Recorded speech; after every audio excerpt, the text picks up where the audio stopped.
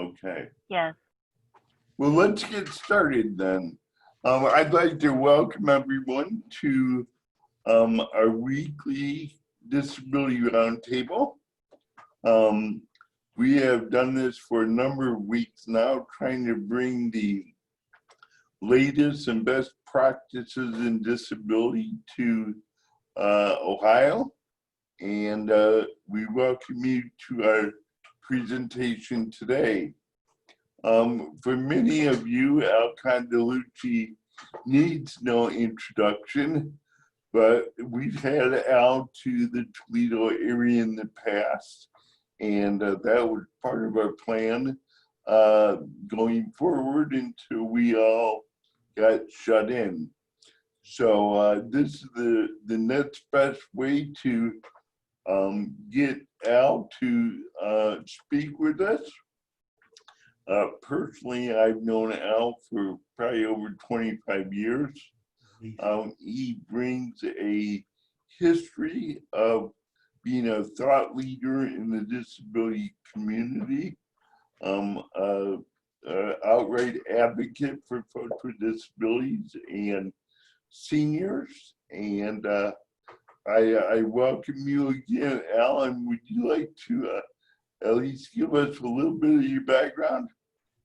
Absolutely, Tim. Thanks so much for the kind invitation to be a part of this roundtable conversation, and hello to everybody that's signed in and a part of this conversation. I am really happy and honored to be really sharing some ideas with my good friends from the Ability Center. As Tim indicates, we go way back. We've been paisans and advocates in arms for many years, and not just with Tim, but so many of the other good people at the Ability Center. And by the way, happy 100th birthday to the Ability Center for amazing service to the entire northwestern quadrant of Ohio. And dare I say, really around the world, because I know Tim's reach and influence is felt really all over the world in the disability community. My name is Al Condeluci, and I live in Pittsburgh. I'm from Pittsburgh, and coming to you live from Condeluci Hill, our family homestead, about 7 miles outside of Pittsburgh. And as Tim indicated, I've been a part of the disability agenda and conversation my whole life, growing up in a large Italian family. Had a cousin with Down syndrome, lived right next door, and my dad had Parkinson's. So growing up and being a child of the 60s, disability was sort of interwoven. My professional life, however, really revolves around work that I've done with an organization called CLASS, Community Living and Support Services. And I joined CLASS in 1973 after a couple years stint in an institution for folks with disabilities here in Pittsburgh called Kane Hospital. I worked there for 3 years, starting in 1970, right out of college. And in that experience at CLASS, which is very much, like a Center for Independent Living, it's a disability support organization supporting folks with all types of situations and experiences, and as Tim indicated, including seniors, because oftentimes we really see the same kind of encumbrances and challenges that are faced by folks who have chronic situations. But my academic stuff is really out of the University of Pittsburgh, a master's in social work and a doctorate in educational psych. And I've been on faculty at the University of Pittsburgh since 1980, in the School of Health and Rehab Sciences, and also in the School of Social Work. I've written a bit, had an opportunity, as Tim indicated, to lecture fairly extensively, pretty much really around the world. I've published 8 books that look at community-based issues and disability or devaluation, and oftentimes get invited to share those ideas. But today, really want to talk about social isolation and loneliness, not just from a disability perspective, but really from a community perspective. So I'm going to hit the shared screen button. I'm going to bring up some slides and have an opportunity to share some of this visually as well as verbally. So let me hit this shared screen button. Let me bring up this PowerPoint. And let me, let's see, at the shared screen button, let me get to the slideshow. And let me get it from the beginning. Okay, great.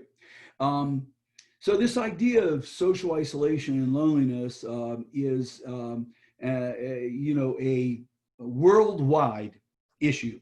Certainly with the pandemic that we're experiencing all now, it's even further exacerbated. But even prior to the pandemic, there was a rising concern about social isolation and loneliness, really for all people, not just disability. We were seeing, as social scientists have sort of attempted to capture and chronicle this notion of loneliness and isolation, back to the 60s, the mid 60s. Now, in fact, it was around 1968 when UCLA came out with a loneliness scale. They actually began to quantify and look at loneliness generically in our communities. And the loneliness scale that they initially launched in 68 has been further refined over the years, but it yields a score. I'll talk a little bit about the loneliness scale as we get a bit more into this information. But what we've discovered is that loneliness is on the rise, and it has been. And also what we've discovered is that loneliness and isolation are health disparity issues. And that is, we're seeing, and I'll show you some trends and interesting connections between social isolation, loneliness, and health disparities. It's one of the social determinants that the CDC has identified as critical variable in terms of promoting better health in our society. So let's get right into this.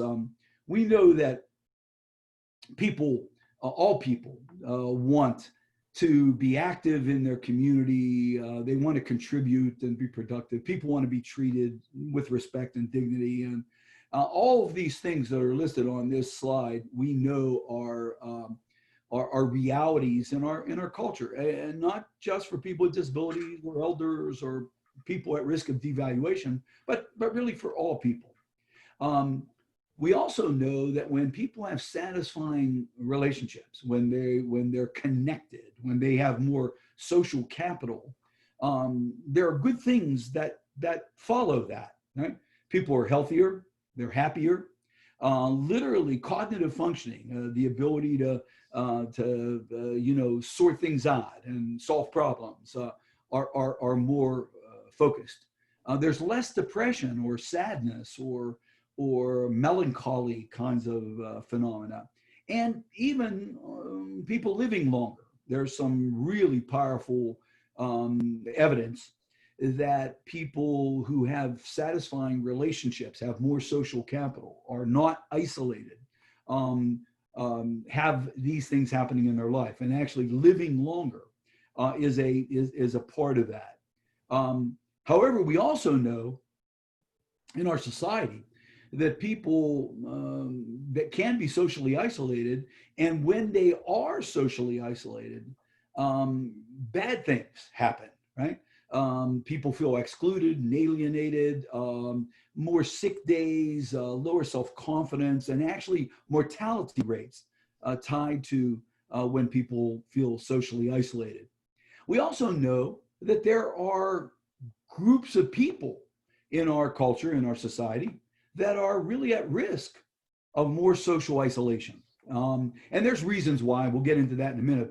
But we know that, for example, elders, as people age, and their friends pass on, and their family, their wives or partners, husbands, are pass on or become chronically ill. they're at risk of isolation. Poverty and isolation are co-related, and there's solid evidence around that. Certainly people with disabilities, and I think any of us, the Ability Center folks that are putting this conversation together, any of us that have worked in disability advocacy know that folks with disabilities and their families, that is children with disabilities and their families, can be at risk of being more isolated. Single parents, mental health issues, ethnic minorities, sexual orientation differences that can lead to people being isolated or being somehow set aside. Now, social isolation and loneliness are co-related, but they're unique, separate phenomena. And I wanted to make sure that folks on this webinar are aware of what is the same or what is similar and what is different. Social isolation is a state where people, lack belonging, connectedness, and they have minimal contacts. They literally are more physically isolated. Loneliness, however, can occur in the presence or absence of social isolation. It's a lack of intimacy that people feel. I'll give an example. I feel like I'm a fairly socially connected person, both family, friends, and associates. But I do a lot of traveling. Certainly pre-pandemic was gone a lot, share ideas and compare notes with other, forward-thinking players around the world, actually. And when I would travel and be by myself, I would really feel lonely. I'd come back from a day of work with somebody and I'd go to a hotel room by myself, eating by myself. So my loneliness was really a part of that being disconnected, even though I'm really a socially connected person, right? Now, social isolation is objective, right? It can be identified, it can be mapped, and we have tools that allow us to do that. We can actually do social network inventories. We can begin to get a sense of how connected are people. Loneliness is very subjective, right? It's felt and it's articulated. Somebody could be lonely in the midst of lots of other people that they have in their lives. So now both loneliness and isolation, though, are toxic, and they have, and when they're combined, they're even more toxic. Here's some thought, some evidence, and some research that has looked at this. Dr. Holt Lundstedt out of the University of Utah has really been one of the preeminent researchers on loneliness and isolation. And she did a long-term study, went over 7.5 years, following people. And she saw that those that had social relationships, that were more socially connected, had a 50% greater likelihood of survival. Now this morbidity data says that when somebody is socially isolated, they're as greater risk than someone smoking or being morbidly obese or being physically inactive. So literally, social isolation has these very negative and toxic effects, but it also has some very powerful economic effects. One study that was done just earlier this year out of Harvard and Stanford, two of our premier educational institutes, have quantified that almost $7 billion a year it costs our society, primarily through Medicaid costs, with longer hospital stays where people have less folks to come back to or to be a part of. So it's not only physically toxic, it's economically toxic. And even something as simple as just living alone or in an isolated situation could be just as harmful to you. This quote and this data has been a real interest to AARP and other advocacy groups from the elder community, because we know living alone is really one of the realities that And as we see the baby boomers moving into their elder years, we're going to see so much more individual living where people are not connected. Now, there's a biological sort of underpinning to all this that I really find fascinating in the research that I've done and in some of the writing. And that is that loneliness really has evolved as an early warning system. For example, in our earliest history as beings, right, we were members of tribes and hunters and gatherers, and the males would hunt together, the females of the tribe would gather roots and vegetables and fruits. And if a member of the tribe got disconnected from their other tribal members, what would begin to happen is their biology would actually kick in. Inflammation, respiration, circulation, heightened nervousness, all of that would increase when someone is rendered isolated or away from their tribe. Now, in the short term, this is helpful to survival. It's a defense mechanism because these things would really allow the isolated person to get back to their tribe. However, on a long-term scale, if someone is isolated or lonely over many years, these biological phenomena can actually then create great problems for that person health-wise and physiologically. We also know that loneliness and isolation are great risk factors for depression, increasing mortality, creating greater cardiovascular issues, and depression. When somebody is depressed, it limits their serotonin and oxytocin release. And we know that serotonin and oxytocin are really important chemical secretions of bonding and of really of creating satisfaction in life.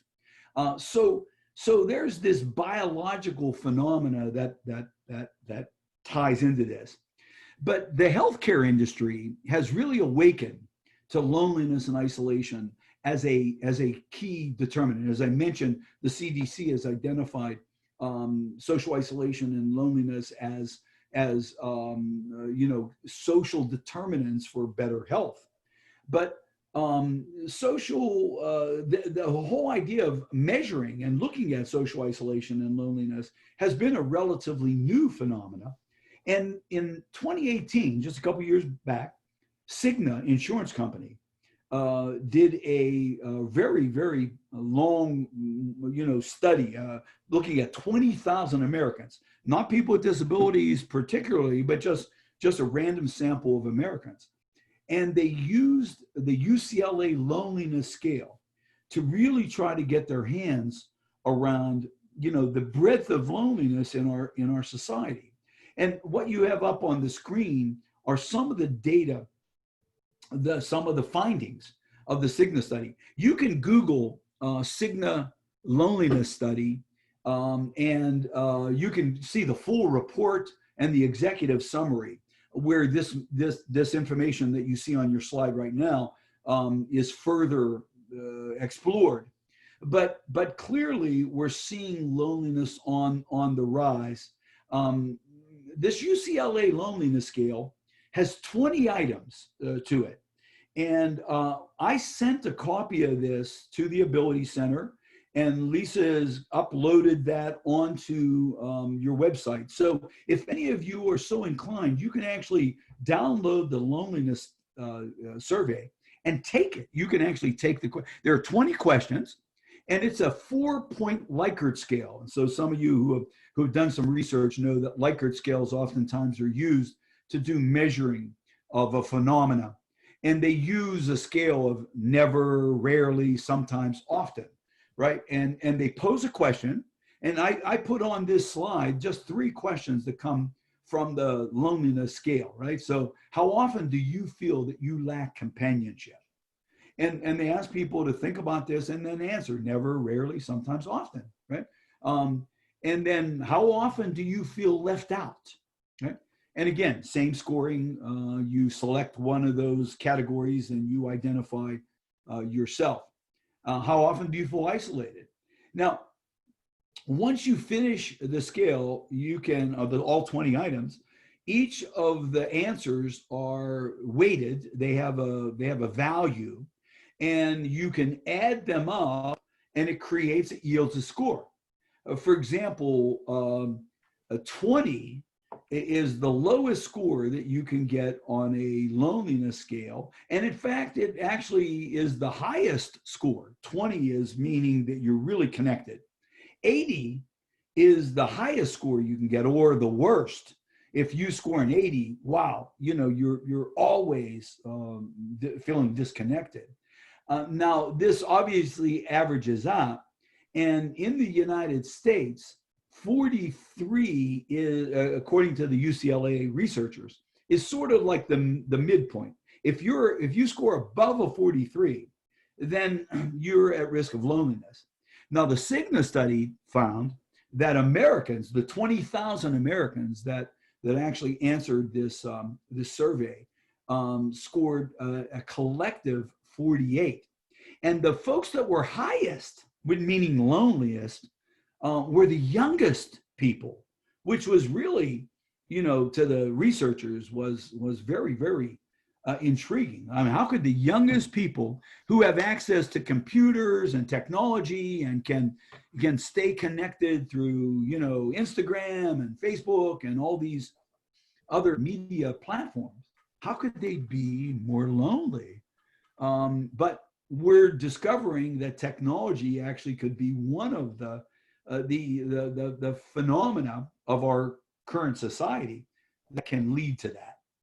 Now, Robin Williams said he used to think that the worst thing in life was to end up alone. It's not.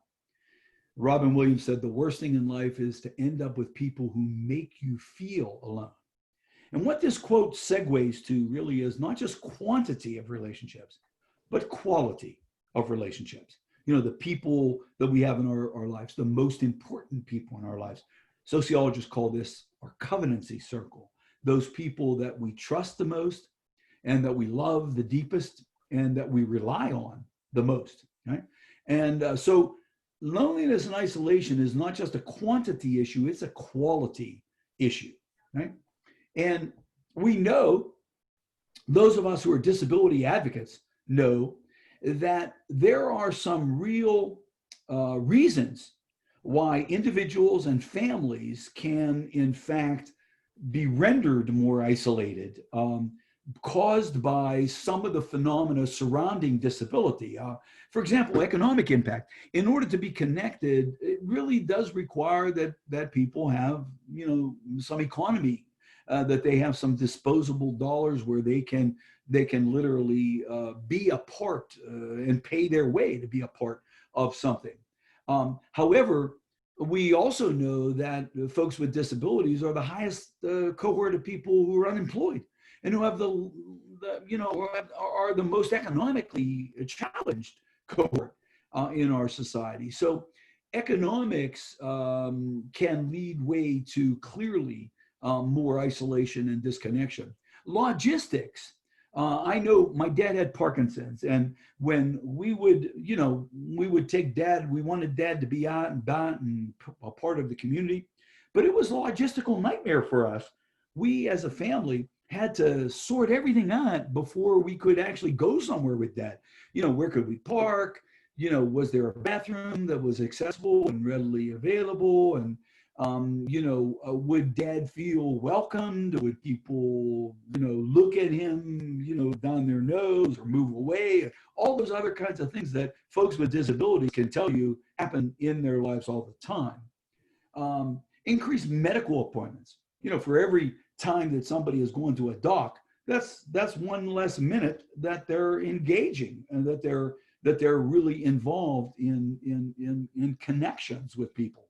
The social stigmas that I mentioned a minute ago, fears of other people backing away, moving away. You can read that and see that very clearly. Embarrassment. I know my dad had to take certain diuretic, medicines that, caused him to have to pee all the time, and every once and again there would be an accident that we would have, and in spite of the ways that we try to address that, that would be highly embarrassing. And so for some people, if they really feel embarrassed by the reality that they have to deal with, it might be easier just to stay at home and to not engage. All of that stuff works against connectedness. So how do we address this challenge of loneliness and isolation, right? And obviously we need to re-examine this. We need to think about this not as a disability issue, but as a cultural phenomena. We have to think more macro about loneliness and isolation than micro. We have to really understand change. What might we do to address that? And this idea of micro and macro thinking, I just wanted to clarify that often people with disabilities have historically been treated out of a micro approach, right? That the disability has been identified and labeled, and the individual or their family has been given treatments or given medicines or given therapies in order to try to lessen or mitigate whatever the phenomena is. That's micro orientation. It says that the person with the disability needs to ameliorate the throes of their condition, right? They have to do it. So it's on their shoulders or their family's shoulders. A macro interpretation, however, is much more holistic. It really says that disability is not the issue here. The issue is, how is our city, culture, society sculpted so that everybody can be welcomed, right?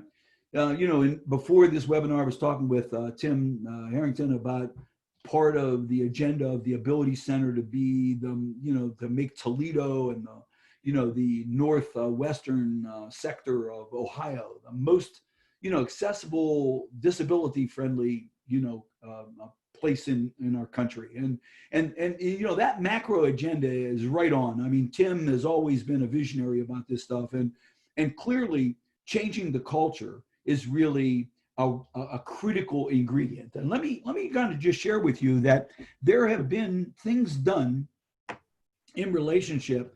This idea of micro change. Okay, we're going to change the person. Let me give an example. My cousin Carrie had Down syndrome. And Carrie and I grew up together, and Carrie was really my inspiration. And Carrie had a cleft palate, which was part of her reality, and that cleft palate affected her speech. Right? She had a nasal speech. It was kind of garbled a bit, and so the experts, the specialists, in a micro assessment of Carrie, said Carrie needs speech therapy. She needs to be able to talk better if she really wants to engage, and if she wants people to understand her. So our family bought that micro goal, that micro agenda. And Carrie went to countless hours of speech therapy. In the end, her speech really did not get very much better. Now, the whole irony of all of this whole story, of all the time and money and energy that our family spent in trying to help Carrie speak better, the irony of it was on Condeluci Hill, where we live, where Carrie and I grew up, everybody understood every damn thing Carrie was saying, right? I mean, we all understood Carrie, and none of us, were speech therapists, right? We understood Carrie because we had a relationship with her, and we chose to listen differently to Carrie, right? Now that's a macro sort of approach. Now, micro interventions, and I put them up here, can be considered in looking at isolation and loneliness, and I'll share a couple examples of some micro interpretations. Here's a list of some things that are happening. Social prescriptions, for example, is a strategy that they're using in the UK. And the United Kingdom is really looking at actually prescribing things for people to engage around and to engage with in an effort to combat loneliness and isolation. Mindfulness, that, just a reminder of people that it's better to be out there in the mix than to, just stay in your room or stay in your living room. Even ice-breaking practices. I mean, when we start to engage with people, how do we make some of that small talk? And if you don't have a whole lot of experience in engaging, this is awkward and can really create formidable barriers. So there are some micro kinds of things. In fact, this last bullet, a care force. Let me share quickly what I mean by this. In Pittsburgh, a couple of years ago, we really wanted to address in a macro way the isolation and loneliness, primarily with elders, right? And so what we did, the United Way kind of called together some of the organizations that were a part of the United Way, part of the community in Pittsburgh, and we created what we called the Care Force, right? And what the Care Force was is we aligned with the Postal Service, we aligned with UPS, FedEx, we aligned with Amazon Prime, and we got those organizations that were out and about in community. They were driving here and driving there and delivering mail and doing all that macro stuff. We got them to identify red flags of loneliness or isolation. That is, if somebody wasn't getting their mail, or if the grass was really growing high, or if the house that they were delivering to looked unkempt, or if they never saw anyone, right? And they would share that with the United Way, and then the United Way would dispatch one of their sister agencies to make a house call. Just kind of go check in, knock on the door. Hey, just wanted to check and see if everything was okay, right? We called it the Care Force, and we had like a logo that looked like the Air Force. But be it as it may, that's a really micro way of looking in on people, of trying to identify folks who might be at risk. Now, macro stuff, equally prominent, that is kind of changing the culture. So here are some macro interventions. In fact, I'm working on a book right now called the Macro Change Idea Book. And some of these ideas that you see listed here, which have been done in Scandinavian countries and in the UK and in Australia, what I'm trying to do is write about these things and share that there are macro things we can do as a community to begin to combat isolation and loneliness. Community mapping, that's a strategy that's been with us for many, many years. Social workers and community organizers have known about community mapping for years. And our good friends at Northwestern University in Chicago have an entire division in their school called ABCD, Asset-Based Community Development Strategies. And community mapping is at the core of that, just knowing what's out there in your community. Using community centers and libraries and other generic places as landing pads for people who feel isolated or lonely. Articulating gatekeeper strategy. A gatekeeper is someone who's already in a community and they reach out and they welcome somebody new into their existing community. Softening the infrastructure of culture. There's been some really interesting research done on this notion of social infrastructure, right? And social infrastructure are the sort of the places and the spaces in our communities that are kind of public. They're spaces and places where people can go. And one of the things that we need to think about as folks interested and advocates interested in addressing isolation and loneliness is that how welcoming is our infrastructure? How welcoming are our public spaces? Let me give you an example, the community bench idea. You see it up, the next to last item listed on this slide. In the UK, they established a minister to address loneliness that reports to the prime minister. They did that in 2018.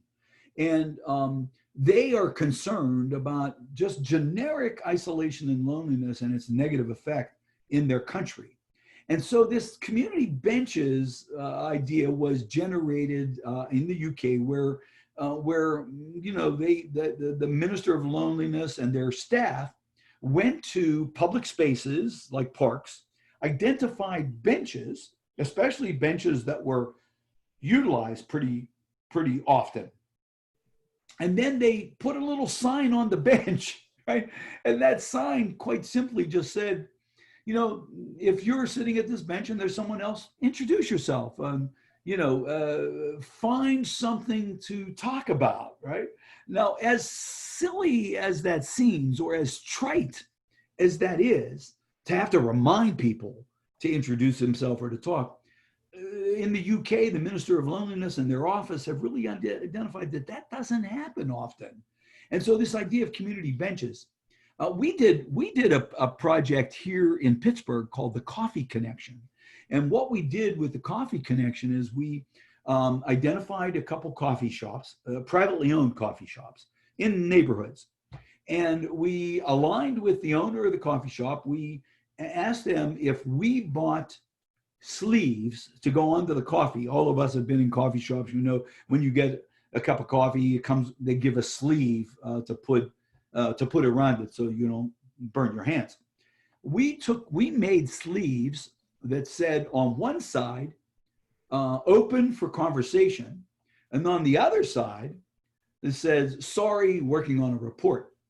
So that when people came into the coffee shop and when they bought a cup of coffee, and the barista put the coffee into the sleeve, and the customer said, what is this? What's this?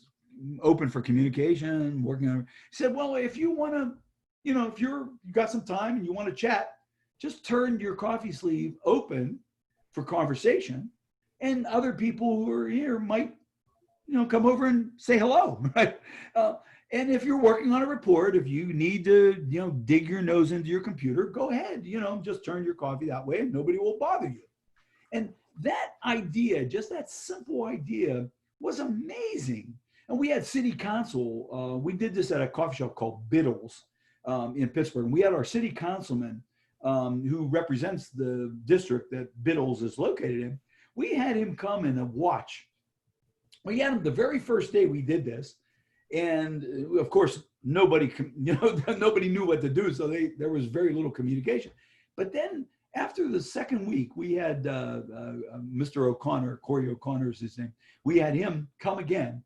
And the conversations that were going were phenomenal. Now, this alone is not going to address isolation or loneliness because nothing by itself is going to do that.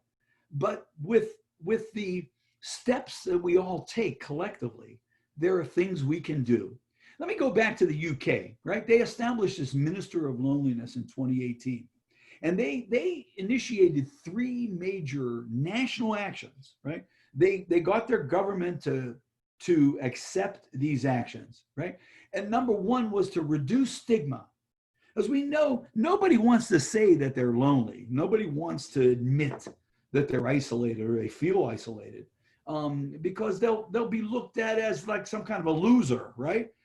So there's a huge stigma attached to loneliness and isolation. It's one of the reasons why people deny that they're isolated. In fact, the UCLA Loneliness Scale, you know, really tries to factor in for the fact that will people actually admit that they're lonely, and then make reducing loneliness a national agenda, that this was something that people in the UK were going to unite around, and then improve the evidence, begin to really try to measure this a bit. Now, here in the United States, something like this, at least with our current administration, would probably never get traction, right? Because I just think that we're seeing more of a politics of divide than we are of unite. And but literally getting our cities and our states and our municipalities to really buy into this is really a target for advocates today. I think we advocates need to really think in a macro way. How do we align with our mayors of our small communities, with our city councils, even our school boards and other political groups, in order to get them to sanction these kinds of things? So you see at the very bottom of this slide, in the UK, they've been doing these social prescribing and creating car services so that people can be able to get from point A to point B, and finding infrastructure hubs, and really trying to get, you know, more sophisticated with being able to measure this, and then reimagining, you know, public spaces. So human conversation is the most ancient and efficient way to cultivate conditions for change, personal change, community change, even planetary change. If we can sit together and talk about what's important, we begin to come alive. That's why these conversations on isolation and loneliness need to happen at the most local levels, right? You know, certainly, you know, we should work for national agendas. There's, you know, that there's no question. But some of, I think, our salvation is really going to happen on a local and a state level. I mean, look at COVID. That's, you know, if there's been any, you know, anything that's really worked, it's when local people begin to say, hey, we got to social distance, we got to put the mask on, we got to do some of these things, because we're certainly not getting that from a national perspective. And it's not our differences that divide us, guys, you know this, it's our judgments about each other that divide us. So as I look to summarize all of this, the notion of social capital really becomes a key variable here, right? Because we know that when people build relationships, lots of good things happen. This is clear evidence from research being, you know, conducted, since the early 80s, finding that people who had relationships were more ethical with people they have the relationships with. They're more pro-social, they're tolerant, more respect, kinder. That people are healthier when they have more relationships, actually live longer. We know all these things are true, and they've been examined and quantified and corroborated in research. And so, if you belong to no community and decide to join one, you cut your risk of dying in half over the next year by literally that form of connection. So how do we help people connect, right? What might we do? And, you know, in the work that I've done on this topic over a number of decades now, is really, you know, I think there is some kind of a schema we could follow here. What connects people is their commonality, right? Not their differences, their commonality. And so if we start there and really begin to say, what makes somebody common or typical or similar, and then we look at places and spaces in our communities where people gather who celebrate that commonality, whatever that might be. And then we begin to sort of better understand what kind of actions and behaviors do we need to take to fit in, to be a part of that community. And then lastly, a gatekeeper to endorse us and to validate us become a critical piece of the puzzle. And this idea of gatekeepers, I've written about this. If you're interested in more of understanding gatekeepers, please take a look at my website, just my name, alcondeluci.com. Because we know there are different types of gatekeepers, positive and negative, and that there are, you know, folks that you know, come at this from one angle or the other. Now, one of the closing things I like to share is here we are in a pandemic, right? And it looks like a second wave is on the horizon. Certainly, we're seeing just in the news today that the states in our southern tier of our country are spiking dramatically. You know, in Arizona and Oklahoma, Texas, Florida. So, you know, this whole reality that we're currently living in is going to be a part of our reality for a while. So I did a little study with the members of ANCOR. ANCOR is a trade association that represents agencies that support people with disabilities in Washington, D.C. And I put out a survey to the ANCOR membership and asked them what ideas were they using in the midst of the pandemic to support their folks. And so here's some things that they shared with me. I just wanted to toss this into the mix for you to think about.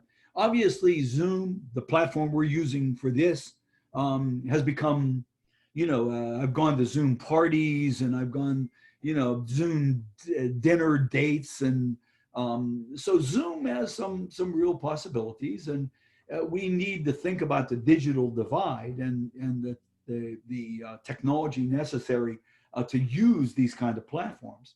But there's virtual tours on YouTube. You can get out while you're still staying in. You can share these virtual tours with other people. You can go on a tour of the Louvre or whatever with somebody else. There's that capacity. Obviously, outdoors, being outdoors and outdoor space. That's really what we're encouraged to do now, and to say hello to neighbors and to stay connected. Online classes, yard games, and drive-by parades. And I looked at graduation this year for the class of 2020, where a lot of communities did sort of drive-by celebrations. Cooperative games that people can play to stay socially connected, even though we're physically distant. So there are some, ideas that are out there, and many I'm sure you've been using, or you're probably more that you even know about that are on this list. But this building of community, and especially during a pandemic, gets me to this slide that I'm using to sort of wrap this up. And this is kind of a cool little slide or poster that I found online, how to build community during a pandemic. And this slideshow, by the way, is going to be on the Abilities website. You can download it. You can, use this as you see fit. Because there must be a beginning to any great matter, but continuing until the end, until it be thoroughly finished, yields the real glory here. And as an advocate, this quote by Sir Francis Drake has always been meaningful to me. The advocacy work that we're doing is a long haul. We're not going to change the world overnight. And so consequently, staying perseverant and looking at the little things we might be able to do gets me to my closing parable. I want to share this with you. It's a wonderful little parable. I found this in a book by Margaret Wheatley, and the book was called Conversations Can Change the World. Wonderful, wonderful book. And this is a little parable. It's called the Aztec Story, right? And it's simple. It goes like this. A long time ago, there was a great fire in our forest that covered our earth. People and animals started running, trying to escape from the fire. Our brother Owl, Tecatl, was running away also when he noticed a small bird hurrying back and forth between the nearest river and the fire. And he headed toward that small bird. He noticed that it was our brother, the Quetzal bird, running to the river, picking up a little bit of water in his beak, returning to the fire, throwing that little bit of water onto the flame. And the owl approached the Quetzal bird. He said, "Brother, are you crazy? You're not going to put that fire out by a couple of drops of water. You got to get out of here. You got to run for your life. You got to take care of yourself." The Quetzal bird stopped for a moment. He looked at the owl and he answered, "I'm doing the best I can with what I have to save a place that I love." It's remembered by our grandparents that a long time ago, the forests of the earth that covered our earth were saved from a great fire by a small little Quetzal bird and an owl and many other animals and people that got together to put out the flame. This is a parable of synergy and of connectedness. It's about modeling. It's about, if you choose to do something, other people will see that and consider it themselves. It's a notion of social influence theory. And never doubt that your behavior is not influential. on other people. And so here we are, as advocates, thinking about, people that we care about, or people that our organizations support, or our communities in general. I know we have a lot of community leaders on this webinar today. And, we must become the change we hope to create. This is not going to be, a Band-Aid that we're going to put on something, or some antiseptic that we're going to buy. It's really our behavior, what we choose to do and how we choose to do it. So I want to thank, Tim Harrington, Dan Wilkins, and the amazing leadership and day in, day out advocates at the Ability Center in Toledo for the work that they do, and for the change that they're enlisting. But more, I really want to salute the folks that took some time today to think a little bit about a really powerful and important community issue. It's not a disability issue, ladies and gentlemen. This is not an elder issue. This is a community issue that really affects all of us. And I know that we all wear our hats of what our specialty is, or what our organizations focus on. But this is about collective action, where we create an infrastructure that's hospitable, welcoming, and loving, and that opens its arms to everybody, and that we become the change that we hope to create through our own behavior. I want to thank Tim and for this opportunity. I wanted to just call your attention to this slide. My website is highlighted here. If you're able to get to my website, I have a lot of short little videos on isolation and loneliness. I have my TED Talk that I did a number of years back on social capital. In 2014, I did that TED Talk, and some downloads and some information. Know that you can get the loneliness scale if going to Tim's, the Ability Center's website. You can download that loneliness scale. You can take it yourself and get a sense of where you fall in this in your own personal way. If you have any questions that you want to pose to me, you have my email address there. Please know that I'm happy to answer any questions. Just when you send your question along, just reference that we were part of this conversation, and pose your question. I'll be happy. I'll be honored, actually, to respond to it. So, well, I'm going to thank Tim. Give Tim the last word here on in wrapping this all up. But thank you so much for taking time to be a part of this. I'm going to stay on the call. I'm going to just stop my share, and I'm going to turn it over to Tim Harrington, an iconic leader in community change. Al, thank you very much. For everybody on this call, I think it suffices to say that we just got a download from one of our true leaders in the community.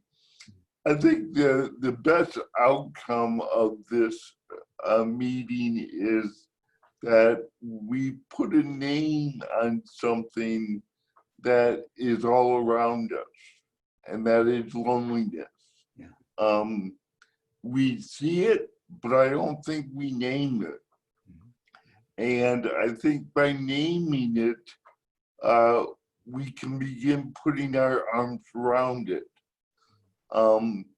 As the Ability Center tries to help the community become the most disability-friendly community, I don't think we can move forward unless we're able to work on this issue.